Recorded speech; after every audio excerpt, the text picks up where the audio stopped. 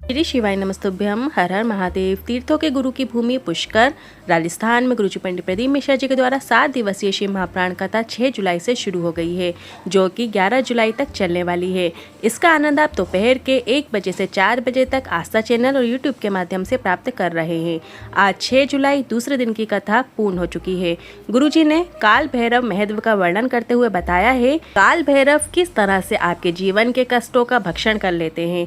और आज की कथा में गुरुजी ने भोलेनाथ की एक बार में ही 3 परिक्रमा कैसे करें उसकी जानकारी दी है, जो हम आपको आसान भाषा में समझाने का प्रयास करेंगे।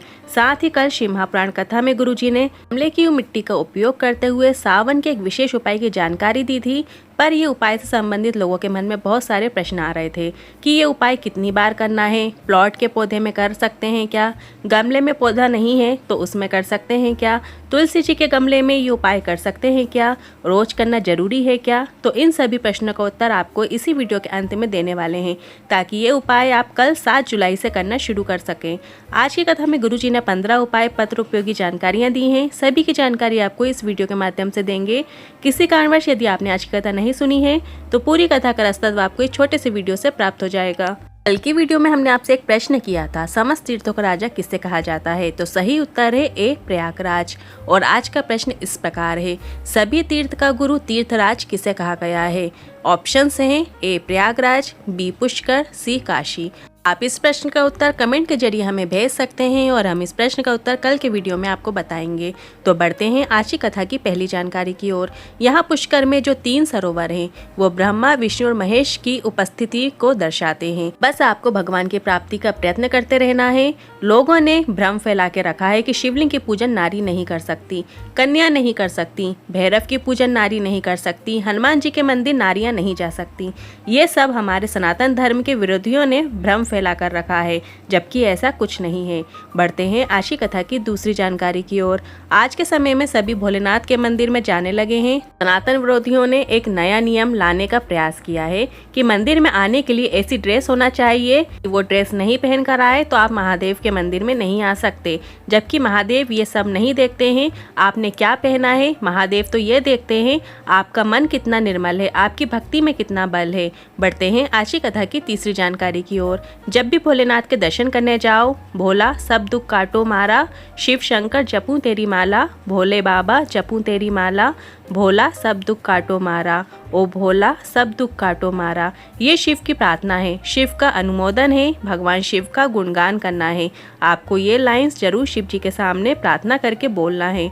बढ़ते हैं आज की कथा की चौथी जानकारी की ओर। नीतीश प्रसाद सेन जी पत्र लेकर आए। 7 वर्ष से मानसिक रूप से परेशान था, 7 साल से घर के अंदर बंद रहता था, कभी 7 वर्ष में मैं बाहर ही नहीं निकला, किसी काम में मेरा मन नहीं लगता था। परिवार वालों ने टीवी में पहली बार कथा सुनाई, तब से क्या बताऊं, जिस चीज़ का टेंशन था टीवी के सामने कथा देखता था और सभी टेंशन दूर होता चला गया।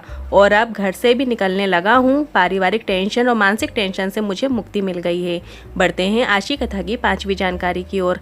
नेहा जी जयपुर से पत्र लेकर आई। 1 लोटे जल का और बेलपत्र का क्या वर्णन करूं। मेरे देवर को यूरिन में गठान हो गई थी और गठान बहुत गंभीर थी। डॉक्टर को दिखाया तो डॉक्टर ने बताया पूरे भारत में ये बीमारी सिर्फ 6 लोगों को हुई है और ये बीमारी कैंसर से भी अधिक खतरनाक है।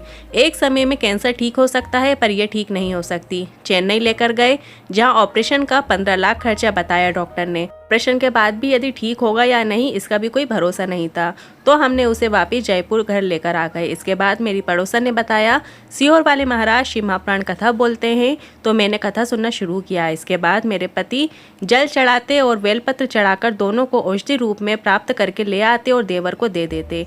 वो कुंदकेश्वर महादेव का नाम लेते हुए प्राप्त कर लेते। इसके बाद ऑपरेशन के लिए चेन्नई डॉक्टर के पास गए तो डॉक्टर ने कहा अब वो बीमारी है ही नहीं, अब देवर पूरी तरह से ठीक हैं। उसी का आभार व्यक्त करने कथा पंडाल में आई हूँ।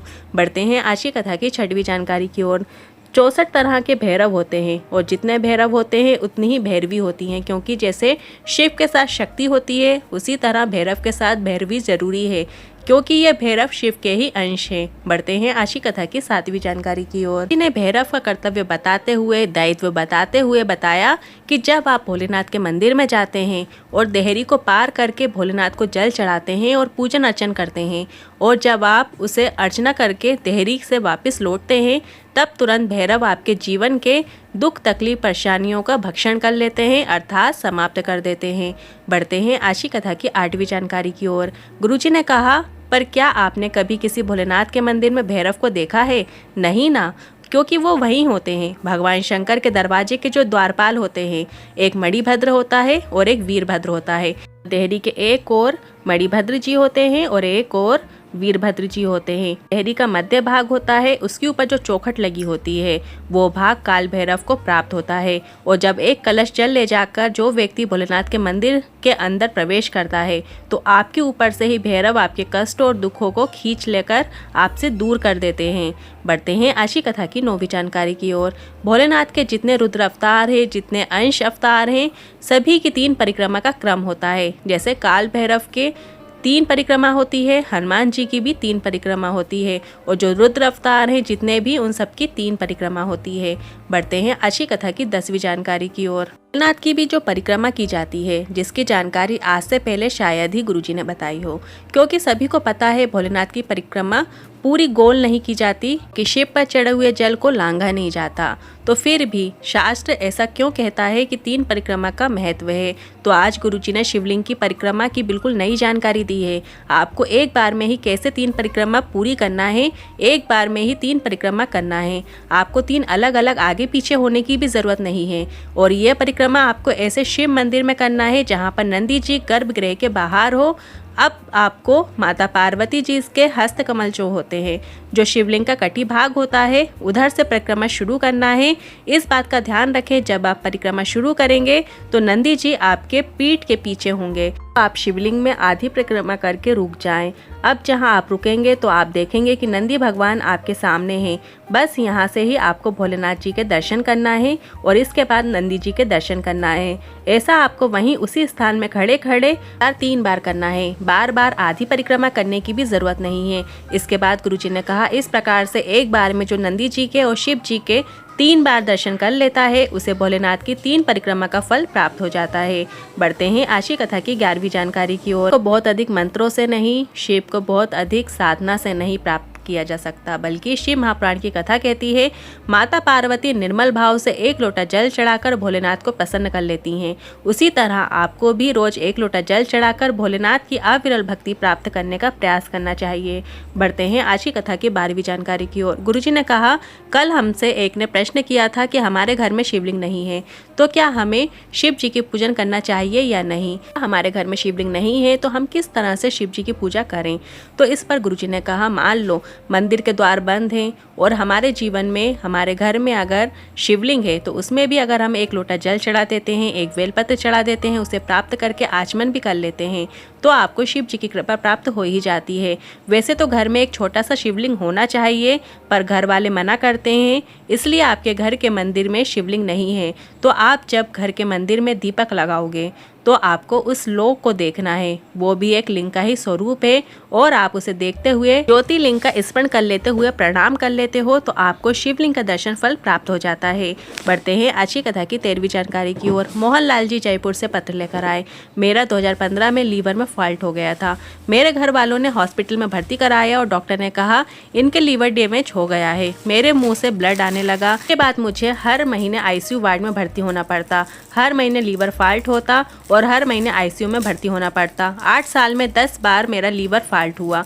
फिर 2022 में किसी ने कहा शिवलिंग पर जल चढ़ाओ, बेलपत्र चढ़ाओ, जल और बेलपत्र का आचमन करो।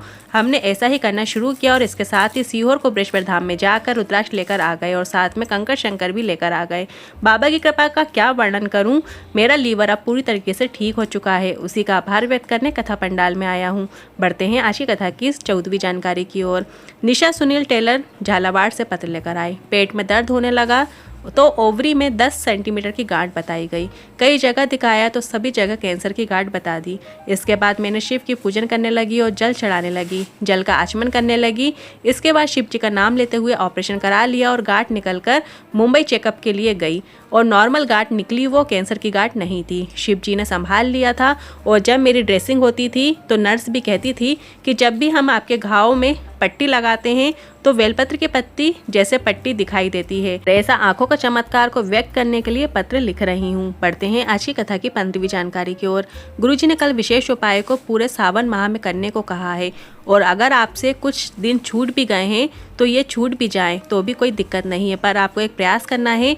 अगर तुम्हें लगता है मेरे दुख का समय समाप्त नहीं हो रहा है, मेरे दुख की घड़ी समाप्त नहीं हो रही है, जीवन में सबके पास हाथ जोड़ लिए हैं, सब जगह से थक गए हैं, हार गए हैं, पर जीवन की परेशानियां दूर होने का नाम ही नहीं ले रही हैं, तो तुम्हारे घर में एक गमला हो, कोई भी पौधा लगा हो, जिसमें पौधा गुलाब का भी हो सकता है, चमेली का भी हो सकता है, शमी का भी हो सकता है, बेलपत्र भी हो सकता है। तो आपको अपने घर के गमले की मिट्टी में एक छोटा सा शिवलिंग की आकृति बना लेना है। अब कुछ लोग क्वेश्चन कर रहे हैं कि वो तुलसी के पौधे में कर लें ये उपाय। आप तुलसी जी के पौधे को छोड़कर अन्य किसी भी गमले में आप ये उपाय कर सकते हैं। तो आपके घर के गमले की मिट्टी में छोटा सा लिंग आकृति बना लेना है, जलाधारी भी बनाने की जरूरत नहीं है। इसके बाद उस लिंग का जल अभिषेक कर दीजिए, पूजन कर लीजिए और 15 से 20 मिनट के बाद आप उसी गमले की मिट्टी का विसर्जन कर देना है। ये आसान उपाय आपको घर से ही करना है। इसके बाद गुरुजी ने कहा है, आप खुद देखना 2 महीने के बाद देवरीदेव तुम्हें क्या प्रदान करते हैं। सावन के महीने में पार्थिव शिवलिंग बनाने का विधान होता है। हम रोज रोज अलग से टाइम निकाल के पूजा अर्चना नहीं कर पाते हैं, मिट्टी का पार्थिव शिवलिंग नहीं बना पाते हैं, तो गुरुजी ने इसलिए आसान सा उपाय बताया है जिससे आपको रोज पार्थिव शिवलिंग बनाने का फल भी मिल सके। तो आप अपने गमले की मिट्टी में रोज जैसा आपको टाइम मिल जाए, आप जल मात्र से या आप एक चावल के मात्र से पूजा अर्चना कर सकते हैं। यदि ये उपाय रोज नहीं कर सकते हैं तो आप सोमवार के दिन, प्रदोष के दिन, शिवरात्रि के दिन ये विशेष उपाय जरूर करें। फिर भी यदि आपके मन में कोई क्वेश्चन है तो आप कमेंट बॉक्स के जरिए पूछ सकते हैं। वीडियो थोड़ा भी उपयोगी लगा हो तो वीडियो को लाइक करके कमेंट बॉक्स में हर हर महादेव जरूर टाइप कीजिएगा।